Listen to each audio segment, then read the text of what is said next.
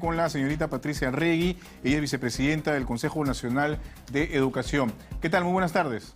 Buenas tardes, mucho gusto y muchas gracias por permitirme compartir las preocupaciones que también veo que ustedes están cubriendo. Por supuesto. Y escuchando estas noticias sobre lo desigual que son las condiciones en las cuales se está dando este retorno, ¿no? Sin duda, tanto en el tema de infraestructura también como con las medidas que se pueden ir adoptando sobre la marcha en este retorno de presencialidad. Y sobre eso me gustaría saber cuál es la opinión que tiene el Consejo Nacional de Educación con esta medida que se pone en práctica, bueno, de manera formal a partir de hoy, con el 100% de aforo en las instituciones educativas.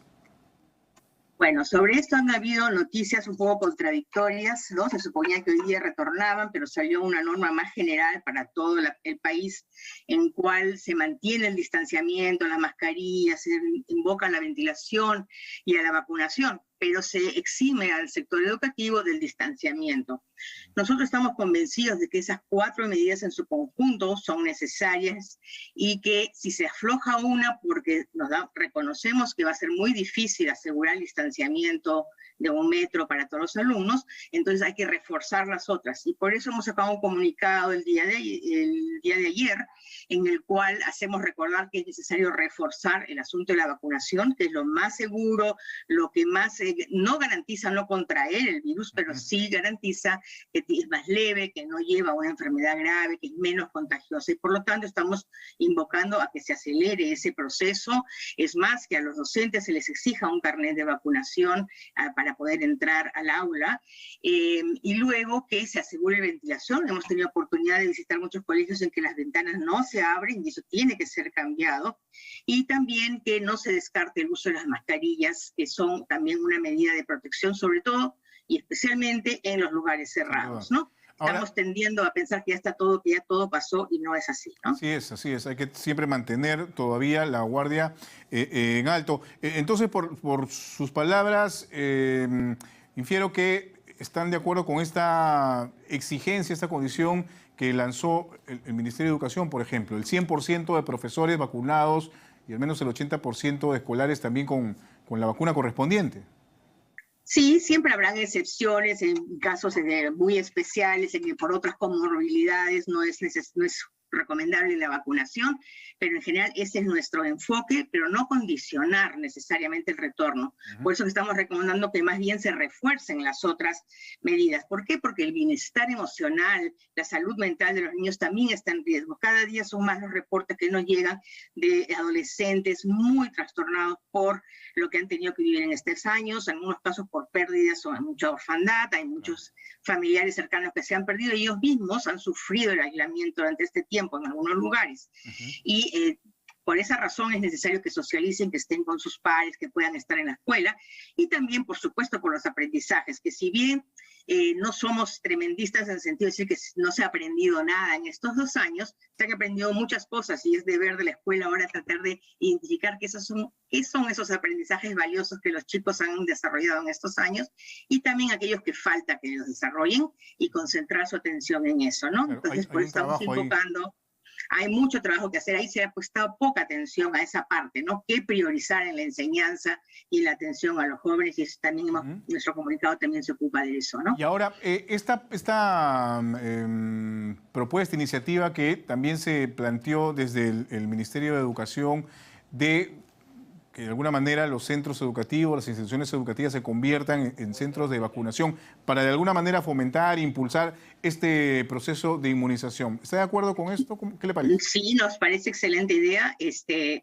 En otros momentos de nuestra historia sanitaria se han usado los centros educativos, requieren cierto acondicionamiento. En las zonas rurales, pues los centros educativos no tienen refrigeradores y cosas por el estilo, pero de ahí donde sea posible para facilitar el acceso de las familias a las vacunas para sus hijos y para facilitar también el que acepten esa inoculación. Es muy importante que la escuela asuma un rol importante de difusión de información, para tranquilizar preocupaciones, etcétera. La vacuna parece ser inocua, no da fuera de unos síntomas inmediatos muy manejables. Toda la evidencia apunta que por lo menos de inmediato no tiene consecuencias indeseables y que la mejor prevención es la vacuna. Ahora, Y también, en ese sentido nos preocupa que todavía las estadísticas revelan que en muchas regiones, y por no hablar de muchos distritos, todavía la tasa de cobertura ha sido muy baja, ¿no? Hay departamentos donde menos de la mitad de los niños han recibido claro, las 2 dosis, hay que avanzar mucho en esos lugares. sin duda, hay un trabajo de refuerzo que se tiene que hacer con campañas, con aclaración de Exacto. repente de dudas que son naturales, pero imaginamos que a estas alturas de la pandemia y con todo el proceso de vacunación que se ha dado en el último año, en realidad ya es una cuestión de reforzar más bien ideas, conceptos y de alejar de Claro. esta manera algunos temores. Se ha hablado también, por ejemplo, señora Regui, sobre el tema de la alimentación en las instituciones educativas. Antes de la pandemia, lo normal, lo común era encontrar de repente un kiosco o un comedor, un lugar, un espacio donde los niños, los adolescentes podían tomar sus alimentos, incluso tener un momento de solaz, de esparcimiento en medio del refrigerio. Sin embargo, todo eso ha tenido que ser suspendido por obvias razones, por el tema de la pandemia y Ujú. evitar contagios. ¿Cómo se debería manejar esto? Porque al inicio, hace 2 semanas de este retorno semipresencial, se hablaba de que los alimentos debían ser traídos por los niños desde sus hogares. ¿Esto debería modificarse? ¿Cómo lo ven ustedes? Así lo vemos. En primer lugar, en zonas rurales aisladas donde hay mucha pobreza, donde los padres tienen que salir muy temprano al campo para trabajar y los niños caminan en unos casos distancias increíbles, 1 hora, 1 hora y media para llegar a su escuela, los alimentos de Caliwarma, que es aparte de los kioscos, son muy importantes. Durante la pandemia, esos alimentos han estado siendo distribuidos a los padres que los llevaban a su casa y los compartían con toda la familia como era absolutamente razonable, ¿no? Es decir, yo te voy a dar a ti las lentejas y a tu hermanito no, porque él no está en esa escuela, ¿no? Ujú. Pero ahora que ya se retornó, se está retornando rápidamente a la escuela, es importante que los alimentos no solamente sean traídos de casa, sino que sean consumidos allí, aquellos que Caliwarma se preparan y se consumen en el lugar. Y aparte de ello, los kioscos sí, sabemos que el contagio es por las gotitas de saliva que se esparcen, ¿no? Que micropartículas que se transmiten por el aire. Entonces, si durante la comida de los alimentos se remueve la mascarilla durante un tiempito y se mantiene cierta distancia, el riesgo es muy bajo ahí de contagio. Y los kioscos, sí había una campaña fuerte de hacer kioscos saludables que expendían comida Claro. nutritiva y balanceada. O sea que sí también estamos reclamando que eso se reabra. Claro, es importante. Bueno, obviamente todo esto con una evaluación técnica por parte de médicos, en fin, los entendidos en la materia, sobre todo por el bien de los pequeños, ¿no? De los menores, para Sí, evitar contagios dentro de los colegios, sin duda. sí. Y el tema, por ejemplo, de la recuperación de clases. Se ha mencionado incluso que podría eventualmente tomarse horas de los sábados para retomar el tiempo, entre comillas, perdido durante esta pandemia. Eso sí me da la impresión que es una medida que van a tener que ver en cada localidad, incluso en cada institución educativa, ¿no? Hay espacios donde los sábados son días de trabajo familiar, trabajo doméstico, trabajo en la parcela, el cuidado de los animales, en fin, una serie de cosas que hacen difícil que los niños puedan ir el sábado a las escuelas.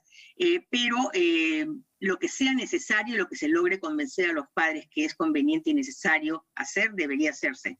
Eso requiere que unas pruebas que se han hecho llegar a todos los colegios, yo he visto los cuestionarios, las cosas ahí disponibles para que sean aplicadas por los mismos maestros, no para la aplicación de ningún premio ni ningún castigo, sino para saber dónde están los chicos, en qué están bien, en qué están mal, y para que se propongan diferenciar la manera como enseñan, no enseñar así al aire para un niño promedio que no existe, sino para esos niños reales que tiene delante y que siempre han estado en diferentes estados. Cuando el colegio comienza en marzo, hay chicos que han perdido un montón durante el verano, que han olvidado lo que han aprendido, Ujú. pero el maestro generalmente le han enseñado a enseñar a todo el grupo junto. Él se educó de esa manera y lo han formado para enseñar de esa Muy manera. bien. Se ha estado reclamando diferenciar esto y es una buena oportunidad para desarrollar las capacidades para hacerlo, que se usen esas evaluaciones, que se discutan en el grupo de maestros, de ahí donde hay más de uno en cada institución, y que se piense bien qué es lo que se va a priorizar y se va a enfatizar más. Muy Eso es bien. muy importante. Listo. Muchísimas gracias por haber estado con nosotros. Que tenga buenas tardes. Gracias a ustedes. Gracias, un Gracias. gusto. Patricia Regui, vicepresidenta del Consejo Nacional de Educación, ha conversado con nosotros. Son las 3 de la tarde con 51 minutos.